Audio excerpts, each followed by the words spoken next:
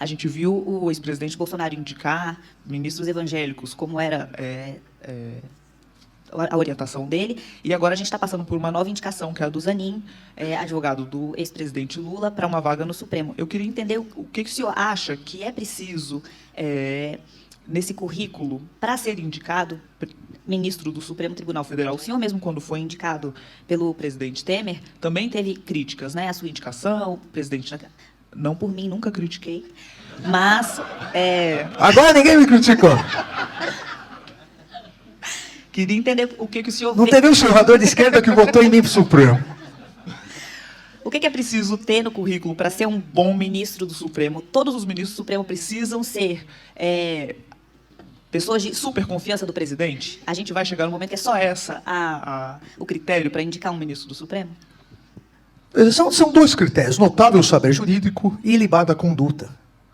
Esses são os critérios constitucionais. A gente não pode criar fantasias, cada um criar fantasias e como gostaria que fosse o outro nomeando. Porque, na verdade, é isso. Quando se criam fantasias no mundo ideal, é porque o outro está nomeando. Cada um deveria pensar, tá, se eu fosse nomear, porque é fácil falar, não, o outro tem que nomear isso e tal. No mundo todo, os critérios, e vou dizer o seguinte, eu acho o melhor critério ainda, é o critério brasileiro, que vem do norte-americano, que a Áustria também adota para o Tribunal Constitucional, que é o presidente da República escolhe, e o Senado Federal aprova. Eu não tenho nenhuma dúvida, e eu tenho uma obra sobre isso, tribunais constitucionais, estudei inúmeros tribunais, eu não tenho nenhuma dúvida, é que essa é a melhor forma. Tem problemas? Tem, mas todas têm. Tem PECs que prevêem que o Supremo faz uma lista, sextupla ou tríplice, e manda para o presidente. Veja, é o mais do mesmo. Obviamente, o Supremo, ao escolher, vai escolher pessoas próximas, fica muito mais difícil você ter posições diferentes. E a evolução é do tribunal. Três têm que ser escolhidos pelo presidente, quatro pelo presidente, três pelo Senado, três a Câmara, uns pelo Supremo. Será que não vai politizar mais ainda? Será que a escolha, como é feita pelo TCU, no TCU, que são três da Câmara, três do Senado, três do presidente, é melhor do que a escolha do Supremo? O presidente foi eleito. Se nós pegarmos, e às vezes se faz também a comparação errônea, se nós pegarmos os Estados Unidos, nenhum presidente democrata escolhe um republicano. E ninguém lá fala, que absurdo, o presidente escolheu um republicano que pensa igual a ele. Ele vai escolher alguém que pensa diferente dele. Essa escolha, e ao mesmo tempo o mandato de presidente da República e vitaliciedade de ministro do Supremo, é exatamente para que, com o tempo, isso vá se diluindo e forme, dentro do tribunal, pensamentos ideológicos, de várias presidências da República. Até porque quem chegou na presidência da República, chegou porque a maioria da população elegeu. Então, essa é a ideia dessa forma de nomeação. Obviamente, um presidente não vai escolher alguém que pense diferente dele. Isso é no mundo todo.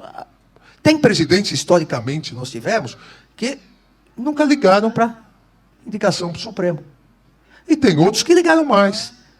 Hoje, pela realidade, que é o Supremo Tribunal Federal no Brasil, então isso já não se coloca mais. Hoje a escolha se dá como nos Estados Unidos.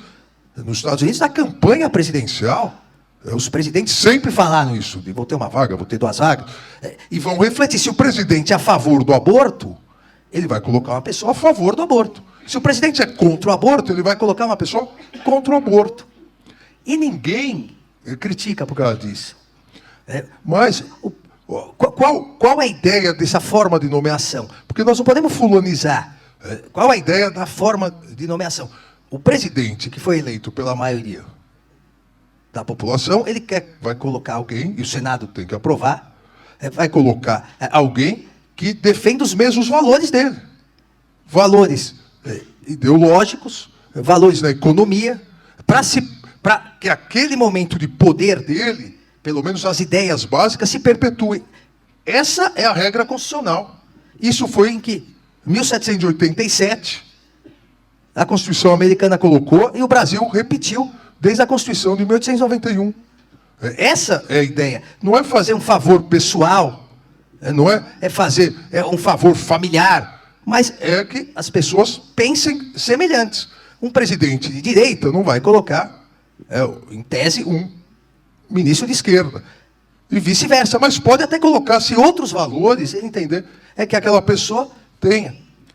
E aí até adianto, que é uma crítica também equivocada que se faz ao Senado Federal brasileiro. Se faz essa crítica, e quem faz é porque, com todo respeito aqui, não entende como funcionam as coisas. O Senado nunca recusou. Lá, só o Marechal Floriano, que indicou 5 e depois não foram referendados, é verdade. O Senado americano, esse que é o bom, né? Nossa, são questões diversas. Por que o Senado não recusa? Porque o presidente, ele não indica quem ele sabe que o Senado vai recusar. A dinâmica brasileira é essa. Eu não vou citar nomes aqui, mas ao longo desses quase 35 anos da Constituição, nós tivemos pelo menos 3 nomes que presidentes queriam indicar e sabiam que não iam passar no Senado, ele nem indica. Ele vai consultando. É só vocês procurarem no Google. Vocês vão ver. Os nomes saem, vai a oposição falar que não, o Senado naquele momento está forte de oposição. O presidente recua para não ter que indicar e tirar a indicação. É uma outra dinâmica. Até porque a dinâmica no Brasil é muito mais difícil no Senado do que a dinâmica norte-americana, onde há 2 partidos só. São 2 partidos. Se colocou a questão, foi lembrado agora que o George W. Bush indicou a advogada dele, de cá, retirou. Quem acompanha sabe que ela não foi retirada porque tinha sido advogada dele. Sabe? Isso aí tudo bem, fica bacana falar, para falar, lá nos Estados Unidos, é muito lindo. Não foi nada disso. Ela foi retirada porque a ala radical do Partido Republicano não gostava dela porque ela não era radical. A ala radical ia apoiar os democratas e iam derrubar a indicação dela. Não tinha nada com a questão de ter sido advogada, até porque outros juízes da Suprema Corte já tinham advogado para presidentes. Outros juízes já tinham sido assessores.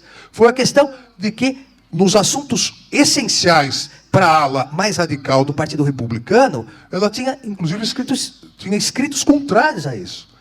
Então, a gente, às vezes, importa algumas coisas para falar que lá fora é sempre melhor. Não é essa. São dinâmicas diversas. A sabatina lá dura 3 dias. Sim, 3 dias e 4 horas. Porque eles não querem massacrar o candidato. A sabatina durou 11 horas. Depois de 5 horas, você está no piloto automático. 3 dias e 4 horas dá 12 horas. Então, nós temos que ver, e isso é muito importante, porque o Senado, historicamente, acaba realmente equilibrando essas nomeações. Porque, podem acreditar em mim, o presidente não vai indicar alguém se o Senado já der o recado que vai recusar. Não, há um equilíbrio, que é uma outra forma, uma outra fórmula. Cada país tem a sua fórmula, porque aqui nós temos inúmeros partidos no Senado representados. Obviamente, é muito mais fácil para o presidente americano, ainda mais quando ele tem maioria no Senado.